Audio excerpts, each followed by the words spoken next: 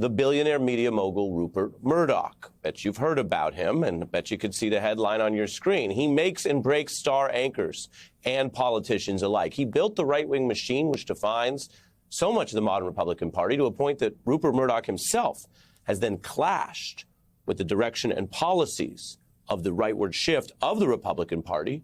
Murdoch has outlasted many administrations, every other media mogul who ever has worked or led any big company during the period that began in the 1950s, when Murdoch began his media mogul career. That is the context for the news on your screen. That Rupert Murdoch is finally, now, today, making news of his own. He is exiting, announcing a retirement and a succession that has been a matter of significant intrigue for so long. There's actually a whole multi-season HBO show based on the Machiavellian battles to replace him. That is the succession of succession. Now, tonight, in the real world, the succession is happening. Murdoch stepping down and handing control of his globe-spanning conservative media empire to his son. Those are just some of the companies they run and own. You can see the reach. This news is larger than a media story, or certainly than a story just about Fox News in America, although here, briefly, is how they reported the seismic event today. We have now some personal news to share with you this morning. Our boss, Rupert Murdoch, is transitioning from chair of our parent company, Fox Corporation. That Fox Corporation transition resolves the many questions posed by what I mentioned, that fictional succession show. It also will open up new ones. I want a broadcast network. I want to see what other news operations we can sweep up. What you kids do not understand, it's all part of the game. It's my company. You are a nobody. That was your best shot. You lost. We're going to be the #1 media conglomerate in the world. In the world. Now, that was stylized. That's fictional. But the real Murdoch, I can say this to you, based on our reporting and a lot of other data and facts we're drawing on, the real Murdoch had more influence on public life than most leaders in public life. In business, he pioneered new media models. He proved the quite profitable interest in a new approach to constant news, information, political coverage, and also propaganda. He jumped into new platforms from broadcast to digital. He seized on social media early with his MySpace purchase and eyed ways to try to get his beloved newspapers to live on in a pixel world. And then in politics, he found the transactional weakness in many democracies, including politicians across the spectrum.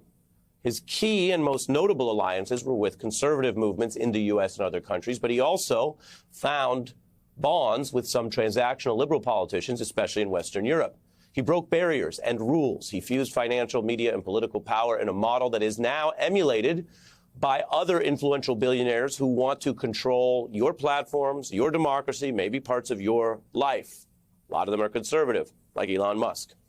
Mr. Murdoch oversaw a Fox News empire that lied so much in the Trump era, it wiped out the very profits he coveted. Murdoch is not leaving at just any old time. He's leaving right after a historic, embarrassing, humiliating, and complete loss over their election lies in court, over $780 billion paid in just the Dominion suit alone. Murdoch admitting under oath that Fox hosts wrongly endorsed the lies at the center of that suit. That really confirmed the guilt there. After that loss came the ousting of Fox's #1 anchor, who I mentioned earlier, Tucker Carlson. More lawsuits are pending. Murdoch proved effective, but not invincible. Those cases showed that. He also saw his own leverage and power dim in the MAGA era, where Trump famously and publicly beat Murdoch's efforts to try to blunt Trump's rise, first in 2016. And as for the actual succession, Murdoch's son, Lachlan, now takes charge. And here's where this all comes back home to roost, because experts are saying that move, with that executive on your screen that you may have never heard much about before, could actually push this empire even more to the right. Lachlan is reportedly warmer towards Trump and Tucker Carlson, and experts say Fox News could shift further to the right now that he takes over under this real-world succession. This news tonight, I can tell you, caps a 50-year era. And while Murdoch's employees are certainly more famous than him, it is their words and lies that often get more attention any given year than his, and thus more scrutiny than his. It is the billionaires behind the scenes that wield the greatest power, especially in where we are right now tonight, a Baroque chapter in a time of rising inequality, a tumultuous billionaire political era. What comes next inside the Fox Corporation will almost certainly, based on precedent, not stay inside that corporation. It will not only be a business or media story. It does not only affect the people who choose to consume that media. It will impact, based on what we can tell, millions of other people in America, whether they like it or not, whether they even know it or not.